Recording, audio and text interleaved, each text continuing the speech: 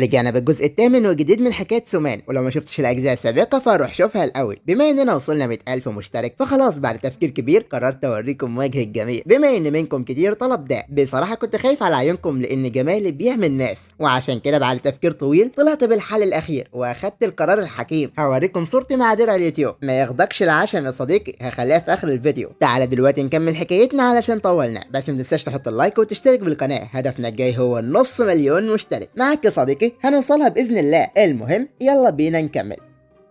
كوثر بتوصل الحفله بتاعه المزاد الخيري والكل بيكون مبهور من جمالها، بيقولوا لا ياسمين صبري ولا حتى هنا الزاهد بيجوا حاجه قدامها. والاخت كوثر بتقول على الرغم من اني مش بحب الطريقه دي بس لازم اقنع المعلم صياد الحريم يدعم شركتنا. بتسمع واحد بيقول انت عايز تحضر الحفله من غير بطاقه دعوه؟ هو انت عبيط ولا ايه؟ سومان بيقول له يا عم بقول لك انا ضيف مهم بالحفله وانت مش مصدق. الحارس بيقول له كل الضيوف معاهم كارت دعوه وانت لا. واسلام بيقول له الناس اللي هنا ناس مهمه وكلهم معاهم كارت الدعوه زي عويس صاحب معرض العربيات واخويا سلامه بتاع مصنع الجزم والمعلم صياد الحريم. قول لي بقى انت مين؟ لكن بيسمع واحده بتقول له ده جاي معايا. بتكون الاخت كوثر اللي بتقول كل واحد معاه كارت مسموح ليه يجيب واحد معاه والراجل ده جاي معايا. سومان بيقول هي مش كانت بتكرهني؟ ايه اللي مخليها تساعدني؟ هي ناويه على ايه؟ كوثر بتقول له ادخل وما تفكرش اني بساعدك علشان غيرت نظرتي ليك، لا ده رد الجميل اللي عملته المره الماضيه وانا فهمتك غلط. سومان بيكلم نفسه وبيقول ده رد جميل؟ انت خربتي كل حاجه. انا كنت هتصل بعويس واعمل من اسلام مسخره قدام الناس وانت خربتي كل حاجه. بيقول لها انت معتبره ده رد جميل؟ للاسف انا كمان ادعيت هنا وبطلي بقى تدخلي في كل حاجه، ده مش اتحاد الطلبه علشان تحشري نفسك فيه. كوثر بتتضايق وبتقول انا بنت عشان فكرت ان سهل عيل ابن الرجاله كلهم شكل بعض. اسلام بيقول يعني لسه كمان عايز تهزق من نفسك؟ ما انت غبي صحيح تبقى ليت حد ياخدك معاه لكن عايز تقلل من نفسك برضه. يا ابني افهم مش كلنا زي بعض، انت شوف مقامك ومقام الناس اللي هنا ولسه عايز تتقارن معاهم؟ لا انت كده بتهزر. سومان بيكلم نفسه وبيقول اضحك اضحك خلينا نشوف مين اللي هيضحك بالاخر. سلامه بيكون معدي بس بيشوف الناس متلميه، بيقول خير في ايه؟ بيلاقي سومان فبيقول ده المعلم صياد الحريم. ايه ده؟ اسلام بيحافل عليه قدام الناس دي كلها؟ ده احنا رايحين في مصيبه. بيتصل بواحد. اما عند عويس بيكون قاعد مع عنتر وعنتر بيقول له ان المعلم صياد الحريم هيجي الحفله وانت قريب منه، عايزك تعرفني بيه علشان احتاجه في شغل. عنتر ده اخو اسلام. عويس بيقول له صح انا والمعلم اصحاب بس ما اقدرش ادخل في حاجات خاصه زي دي. بيقول له ايوه فاهمك. مع كده هو متواضع. بيجي له اتصال من سلامه بيقول له اخويا انت فين؟ في واحد موقف المعلم صياد الحريم على الباب وقاعد يهين فيه. بيقول له انت بتتكلم جد؟ مين ابن الغبيه اللي بيوقف ضيف الشرف النهارده؟ بيقول له وهيكون مين غير بتاع المشاكل اسلام اخو عنتر. عنتر اول ما بيسمع كده بينصدم، بياخد بعضه وبيطير علشان يلحق يلم الموقف. اما عند سومان اسلام بيقول له انت لسه عايز تقلل من نفسك اكتر؟ مش كفايه لحد هنا؟ سومان بيقول له ابعد ايدك عني حتى اخوك ما يقدرش يلمسني. اسلام بيضحك وبيقول له انت حارس امن وده مش عاجبك؟ وكمان انت عارف مين اخويا علشان تقول كده؟ اخويا هو عنتر ورئيس مجموعه عنتوره، معاه راس مال عشرات المليارات من الدولارات، ده حتى لو بيعطس المدينه كلها بتهتز. ليه حد قال لك ان اخوك كورونا؟ عادي على فكره، ما انا لما بعطس اليوتيوب بيهتز. بص كده هتشو. لا دي مش عطسه دي.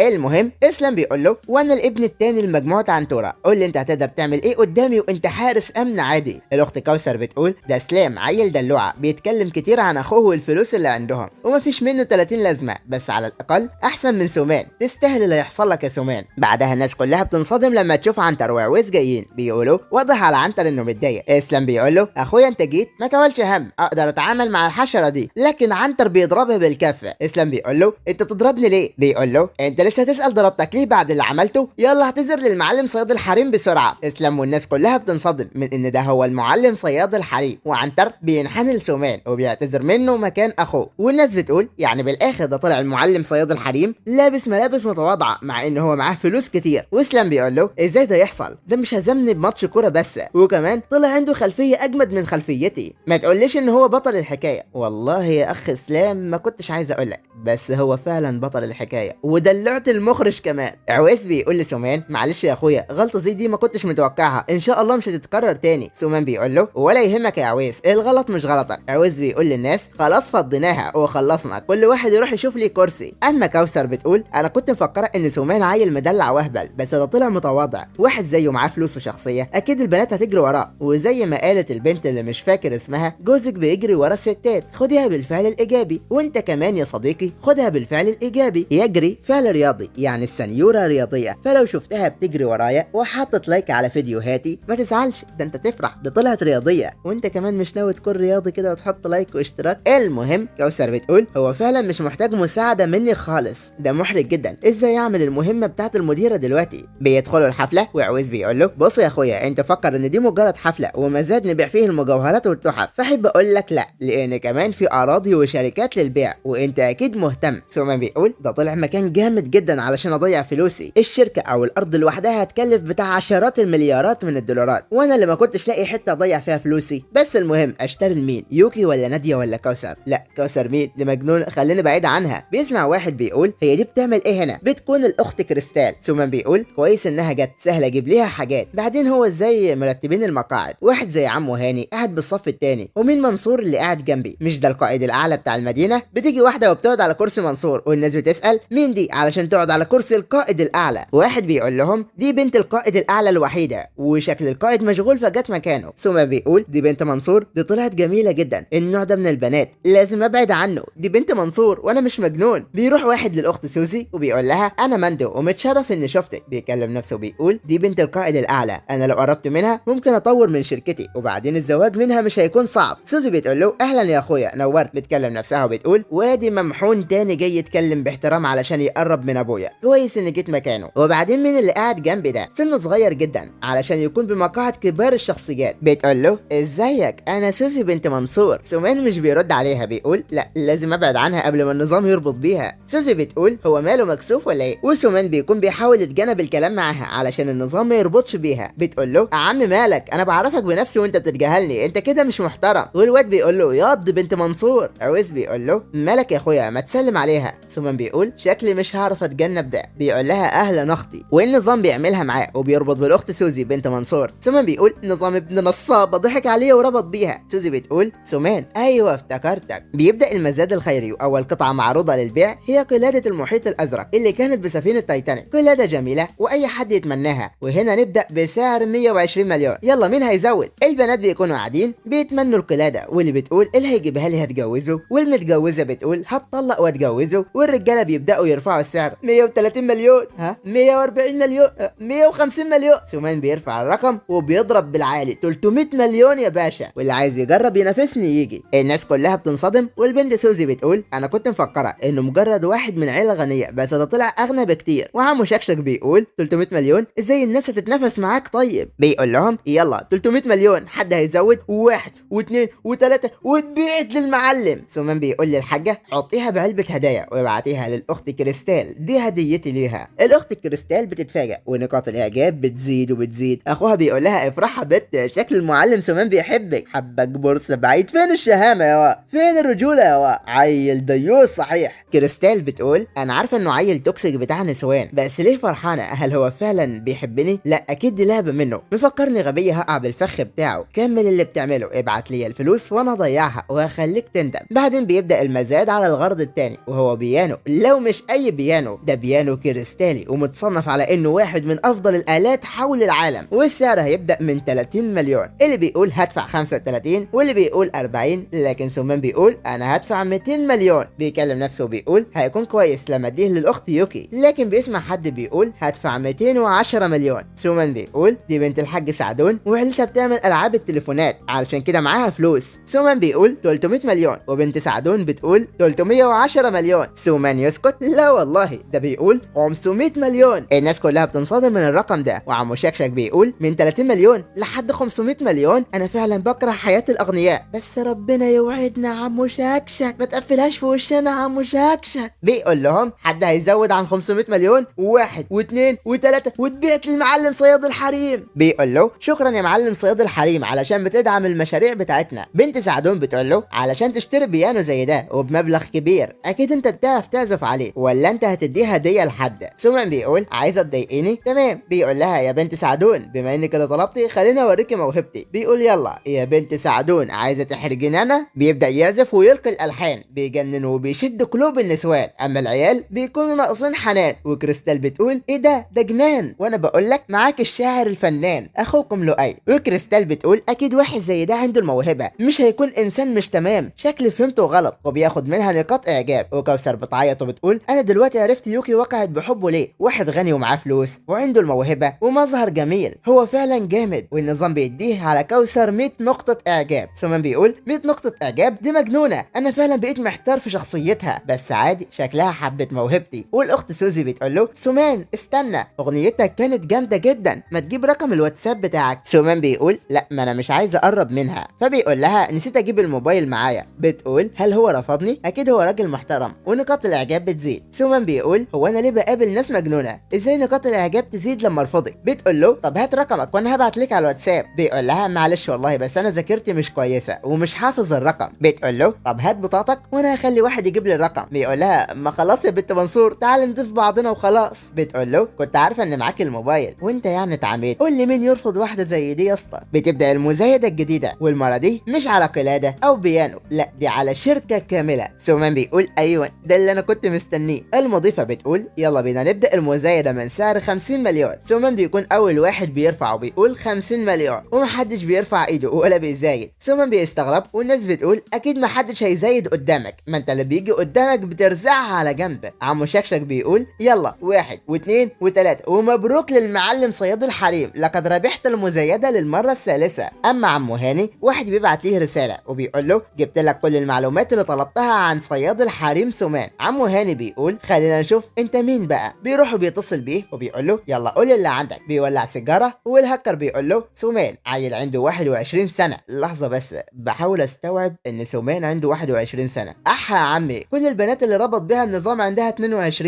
يعني سومان اصغر منهم ده اصلا، يعني فاكل النظام مش بقول لكم تدلعت المخرج. المهم بيقول له عنده 21 سنه ومولود في سوهاج، يعني عيل صعيدي ابوه فلاح وعنده مزرعه صغيره فيها جاموسه ومش معاه فلوس، عايشين على اكل السمك اللي بيصيدوه. دخل مدرسه عاديه جدا، ولكن الغريب بالموضوع ان معاه حساب بنكي VIP مش موجود مع حد غير 50 واحد بالعالم، وده تقدر تبعت منه مليارات الدولارات بسهوله في دفعه واحده من غير رسوم او من غير تعليق. عمو هاني بيكلم نفسه بيقول انت هتهزر معايا؟ ما تقوليش ان دي عائله عاديه يقدر يدفع ملايين الدولارات من غير ما يخاف وتقول لي عيله عاديه؟ لا اكيد تم التلاعب بمعلوماته. بينصدم وبيقول القدره على تغيير المعلومات وتزويرها، ايه القوه دي؟ بيقول للهاكر يبطل بسرعه قبل ما يروح في مصيبه. بيسمعها عنتر فبيقول عمو هاني كان بيدور على معلومات عن سومان بس شكله خاف، هل من الممكن ان سومان واحد من رجال الاعمال المتخفيين؟ بيروح ينشر الكلام عند فلان وفلان وان سومان مش انسان. بيروح سلام عند عويس وبيقول لهم انتوا ما سمعتوش الشائعات ولا ايه؟ بيقولوا ان المعلم سومان من عائله تشين، واحده من اكبر واغمض عائلات الصين الاربعه. بيقولوا ان مع ظهور سومان العائله هتظهر، شكل الصين هتولع من المعلم بتاعنا. عويس بيقول ما كنتش متوقع ده، كويس ان ما قللتش منه. اما سومان بيكون ماشي وبيقول عيلتي اللي غنيه، انا واحد على الله حكايته، ابويا ما عندوش غير جاموسه. وهنا ينطبق المثل اللي بيقول لك لو كانت بصراحة كده يعني مش عارف اخترع حكمة، بس المهم ان دي هي شائعات وكلام الناس، وصدقني ده مجرد كلام بيقوله واحد سمعه من واحد، وكل واحد بيقوله بطريقته لحد ما الكلام بيكون غلط في غلط. حاجة زي الاشاعة هي اللي بتعمل الفتنة، ولا تنسى الفتنة اشد من القتل. لو كنت تتعامل مع واحد وسمعت كلام عنه، فبدل ما تنشر الكلام على طول او تصدق، حاول تشوف الصح من الغلط، مش تزيد بالحفلة وخلاص. وهنا اقدر اقول المثل لما كلب يبدأ ينبح فباقي كلاب الشارع بتنبح وهي ما تعرفش السبب اصلا. وافتكر كلامك ممكن يكون ظلم من حد، ممكن تخرب بيت حد، ممكن تدمر حياة شخص. وعشان كده نصيحتي ليكم بما انكم اخواتي، لو ما تعرفش حاجة عن الشخص قول ما اعرفش، وما تقولش ده وحش او انك سمعت عنه كذا وكذا. اقف مع المظلوم لو كان مظلوم، واستر على المخطئ، والسبب ان ربنا ساتره وبيديه مهلة علشان يعرف غلطه، لان ربنا هيغفر ليه، فربنا غفور رحيم. وما تنساش من ستر مسلما ستره الله في الدنيا والاخرة. المهم البنات بتحاوط سومان من كل مكان، اللي بتقول له ما تيجي نشرب شاي، واللي بتقول له ما تيجي واتساب، واللي بتقول له انا ولا ياسمين صبري. بيقولوا تعالى ارقص معانا. بيشوف الاخت كريستال فبيقول كويس معلش معايا واحده ارقص معاها. بيروح ليها وبيقول لها ممكن تسمحي لي بالرقصه دي؟ كريستال بتكلم نفسها وبتقول هل ارفضه ولا ايه؟ بس هو اشترى ليا قلاده غاليه. بتمد ليه ايدها وهو بيشد ايديها. بتقول له انت بتعمل ايه؟ بيقول لها انا رفضت الرقص مع 18 واحده علشانك، لازم تقدري ده. بيبداوا يرقصوا والاخت كريستال بتقول انا كنت مفكره ان سومان عيل غبي بس هو طلع رقاص دايما بيفاجئني بحاجات جديده، والنظام بيديه 5 نقاط اعجاب. الحفله الراقصه بتكون شغاله والاخت سوزي بتكون قاعده بتقول دي البنت اللي سومان اداها القلاده. سومان راجل بحق وحقيقه مش بيهتم بالشائعات اللي طالعه عليها، وكنت مفكره انه هيترمي بحضن النسوان بس طلع غير كده. مع كده هو رفضني عشان كريستال. عنتر بيروح ليها وبيقول لها ممكن نرقص سوا ونستنشق شويه هوا. بتقول له ابعد عني، على اخر الزمن ارقص مع عجوز. وعنتر بينصدم. اما سومان بيقول الرقص طلع مفيد اداني 5 نقاط. بتروح لي سوزي وبتقول له ما تيجي نرقص مع بعض، وعنتر بيصوت. واسلام بيقول له شفت يا اخويا فهمت شعوري. كلنا فاهمين شعورك والله يا اخ اسلام. سومان بيقول لها معلش يا اختي مش هقدر ارقص تاني. بتقول له طب ممكن تجاوب على سؤالي. بيكلم نفسه بيقول شكلها مش هتحل عن دماغي. بيقول لها تعالي نقعد على جنب. بيروحوا يقعدوا وبتقول له هو انت مرتبط؟ قصدي يعني هي كريستال حبيبتك؟ بيقول لها لا لسه. بتقول كويس علاقه مش مكتمله اكيد عندي فرصه. بتقول له طيب والفضايح المنتشره عنها هو انت ما عندكش مشكله؟ بيقول لها لا وكده كده هيتم تبرئه اسمها قريبا وانا بدعمها بالفلوس. بتقول له صرفت عليها كام؟ بيقول لها مش كتير. قالت لي انها عايزه عربيه ب 10 مليون، جناح كبير في العاصمه، واستثمار في فيلم ب 500 مليون، ولقيت ان المبلغ صغير فدفعت لها بالزياده. البنت بتنصدم فبتقول واحد زي سومان منحدر من عيله غنيه طول عمره مهتم بالدراسه وما يعرفش ان قلوب الناس شريره. اكيد البنت كريستال بتعامله زي الخدام.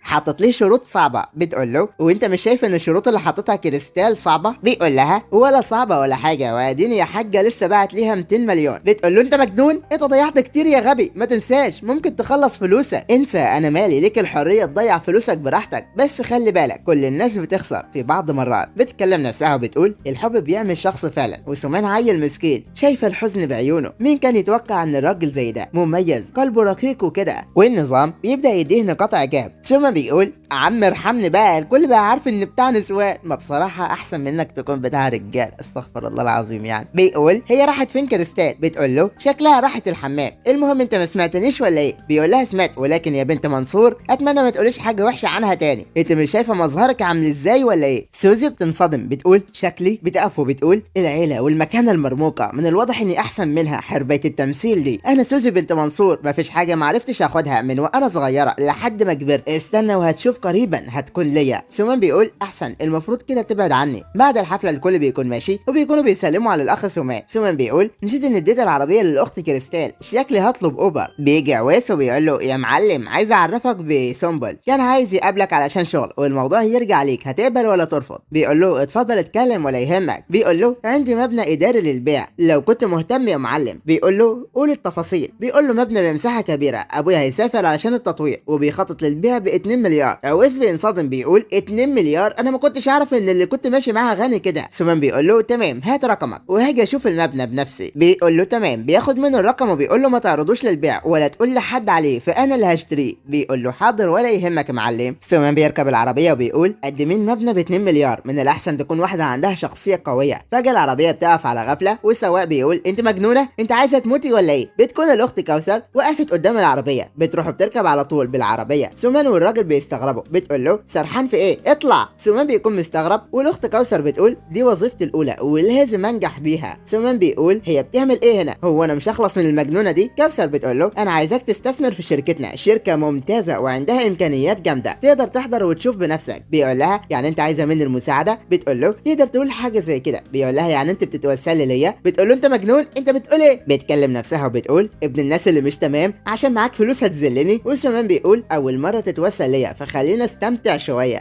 بيقول لها اخت كوثر لما تطلبي المساعده من حد لازم تظهري انك فعلا محتاجه المساعده ومش كل حاجه بالمجان، فهماني ولا ايه؟ بتقول له انت مجنون، انت عايز تلعب معايا ببجي؟ فعلا مسكينه يوكي اتضحك عليها والنظام بيفضل يخصم منها نقاط. بيقول لها العب معاكي ببجي؟ انت غبيه ولا ايه؟ انا مش مهتم بيكي اصلا. بتقول له قصدك ايه؟ بيقول لها انا قابلتك مرتين بس لحد الان وجايه تطلبي المساعده ببساطه كده على اساس انا صاحبك يعني، وكمان ما اعتذرتيش لما فهمتني غلط. بتقول له بس انا ولا اقول لك خلاص انا فهمتك، انا غلطانه ان جيتك اصلا، عيل مش تمام صحيح. بتقول للسواق يوقف لكن مش بيوقف. سومان بيقول الطريق مختلف، ده مش الطريق الصحيح. سومان بيقول كنت عارف ان البنت دي مفيش من وراها غير المصايب. وفجاه عربيات بتحوطهم من كل اتجاه، بينزل من العربيه ناس كتير وعلى راسهم السواق. سومان بيقول شويه مجرمين واضح انهم مش ناويين على خير، شكل الليله مش هتخلص بالساهل. كوثر بتقول له هنعمل ايه؟ بيقول لها ولا حاجه هنستسلم. كوثر بتقول له هنعمل ايه؟ بيقول لها ولا حاجه هنستسلم. عمو زواوي بيقول له جدع، ما كنتش مفكر ان الموضوع سهل كده، عاش عليك، فكرتك جامده اننا نخطف واحد غني. سومان بيقول له اخويا معلش انا غلطان، هديك كل الفلوس اللي انت عايزها بس سيبنا امشي. بيقول له هسيبك حاضر بس بعد ما اربطك يا حبيب. لكن تربط مين؟ وسع يابا، بلد ما فيهاش عنتيل ولا ايه؟ سومان بيقول واضح انهم مش مجرمين عاديين بل مجرمين مدربين بيهجموا عليه. لكن على مين؟ ده سومان، اي حد قدامه ينهان. واحد منهم بيقول اشغلوه وانا همسك الوليه دي. كوثر بتقول عليا وليه، بتدي له واحده علويه بتمسح بيه الارضيه وبتخلي من وشه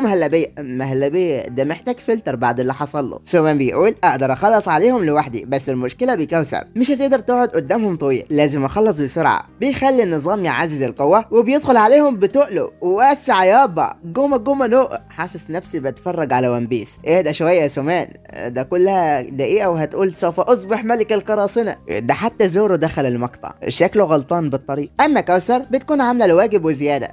بالشفا بابلو بتقول الراجل نتن ما تفكرش تلمسني. لكن بابلو بيطلع سكينه وبيقول ده اللي كان ناقصني، مستقبلي يضيع من واحده زيك. بيهجم عليها ولكن سومان بيلحق يمسكها قبل ما توصل ليها. بيقول له من الغلط تطلع سكينه على واحده، شكلنا محتاجين نعلمك من جديد. اما كوثر بتقول انا كنت هموت لكن سومان انقذني. سومان بيضربه وبيقول له الظالم لازم يموت وبيخلص عليهم كلهم وقلبها مقبره ومجزره. كوثر بتقول سومان بتحضنه وبتقول له انا كنت هموت وانت انقذتني، شكرا ليك. سومان بيقول مين كان يتوقع ان كوثر عندها الجانب اللطيف ده. بيقول لها ما تخافيش كله تمام وما تاخديش الكلام اللي قلته بالعربيه جد، انت بنت جميله ولطيفه. بتقول له بجد؟ بيقول لها يب وهقدم لك الدعم والاستثمار في شركتك. كوثر بتقول سومان فعلا مختلف عن باقي الرجاله، بيمثل ان هو مش تمام بس هو غير كده خالص، طلع في راجل بجد يقدر يحميني، خلاص من النهارده هو رجلي والنظام بيديه 30 نقطه. لحظه بس، طيب وصاحبتك يوكي هتاخد الراجل بتاعها ولا ايه؟ الشرطه بتصل المكان بتلم اللي عايش واللي مات بتغطيه. واحده بتقول لسومان انا ما شفتكش من كام ساعه وعملت المصيبه دي. بيقول لها بتعملي ايه هنا؟ بتقول له هكون بعمل ايه يعني؟ بتكون الاخت سوزي. الشرطي بيقول لها مات واحد بس و7 مصابين كلهم 8 وكلهم مجرمين وهاربين ومعاهم واحد من الدرجه اس مطلوب دوليا. مات واحد بس والباقي مصابين. سوزي بتقول هو الراجل اللي انا حبيته مهاراته القتاليه جامده جدا عشان يعمل كل ده، هو خاطف قلوب النساء. ابقى خلصت من كريستال تطلع واحده جديده. بتروح ليه وبتقول له لازم تيجي معايا مركز الشرطه علشان نسجل اعترافك. بالفعل بيروح مركز الشرطه. الضابط بيقول لكوثر تقدري تروحي دلوقتي ولو احتاجنا حاجه هنتصل بيكي. بتقول له طيب وسومان؟ بيقول لها للاسف مش هينفع يمشي دلوقتي. بتقول له لا لو ممشيش انا مش همشي. بيقول لها براحتك. بيكلم نفسه بيقول القائد طلب اني اغلق الشاشه، هل ممكن انه وسيبك من تفكيره. سومان بيقول المفروض اروح امتى؟ هي بتعمل كده علشان اتريقت عليها. بتجيب ليه الاكل وبتقول له اطفح. بيقول لها ما كنتش متوقع انك قائد شرطه ونقيب. بتقول له لسه في حاجات اكبر والنظام بيديه نقاط اعجاب. بيقول هل ناكل المكرونه هيزيد النقاط؟ بيقول لها انا هنا ضحيه ليه مربوط وامتى همشي من هنا؟ بتقول له وعايز تسيبني وتمشي؟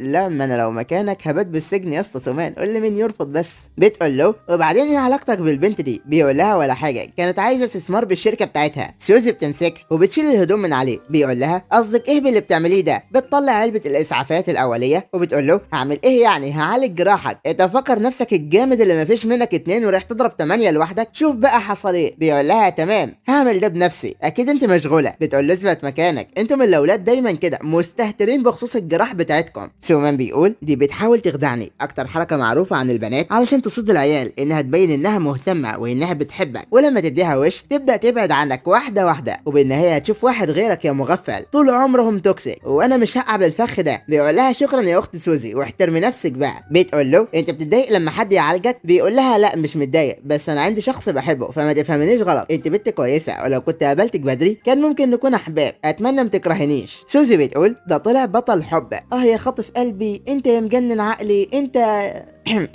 بتقول سومان لو كنت عايز تبعدني عنك بالعامد فانا مش هبعد، انت خلاص بقيت تخصني. والغلبانه كوثر بتنام بالقسم. سومان بيروح الفيلا عند يوكي. بيقول انا تعبان ومحتاج استحمى وانام شويه. بيدخل جوه وبتكون الاخت يوكي بالحمام بتاخد شاور. بيقول اكيد يوكي مش هتقول حاجه لو دخلت معاها، لكن بتطلع من الحمام واحده غير يوكي. بتنصدم لما بتشوف سومان بوشها وبتصوت. بتقول لي يوكي ده شاف كل حاجه، انا كده مش عارفه اتجوز.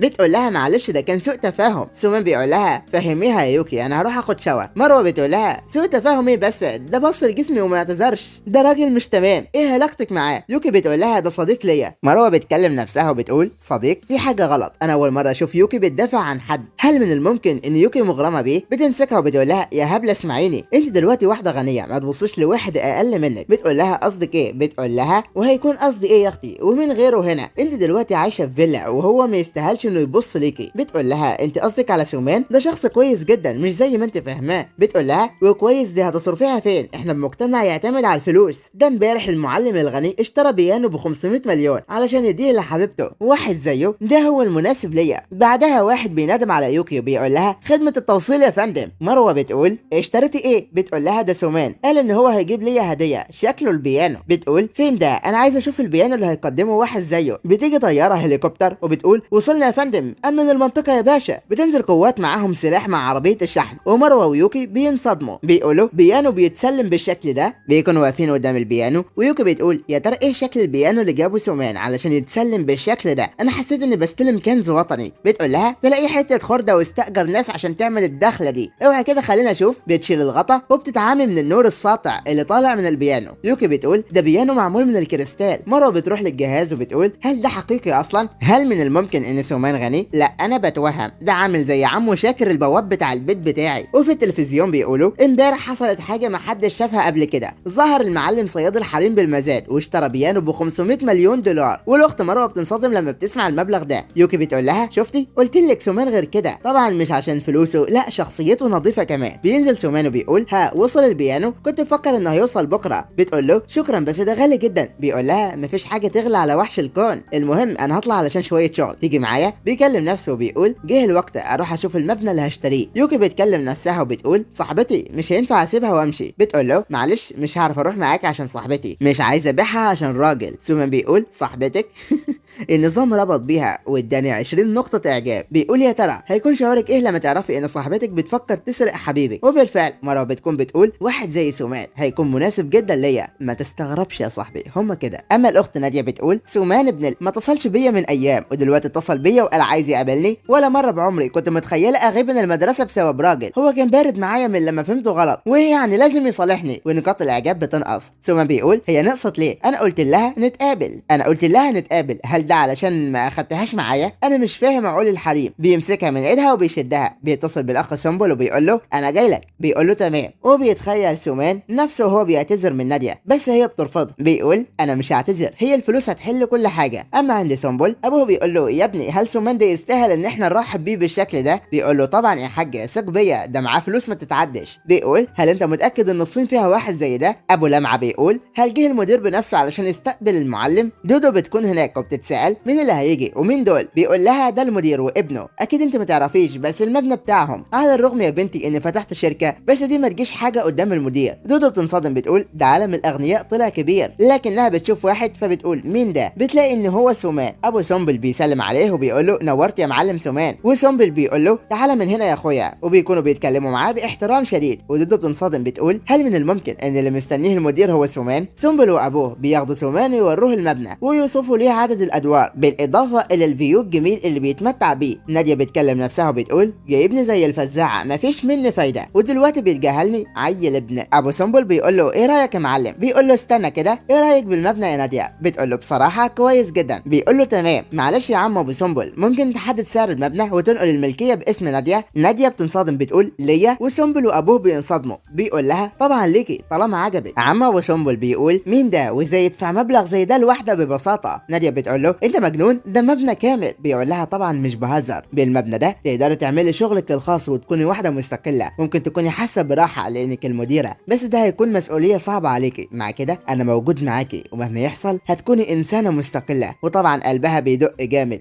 بوم بوم بوم. بتقول ازاي اشك في واحد زي سومان ده حنين ومراعي. ونقاط الاعجاب بتزيد وبتزيد. ابو سنبل بيقول له ها اتفقتم؟ سعر المبنى 2 مليار ونص، ايه رايك؟ بيقول له هدفع بالفيزا وابدا التسليم على طول. يعني اخيرا خلصت، حرفيا حنجرت اتفشخت وانا بسجل.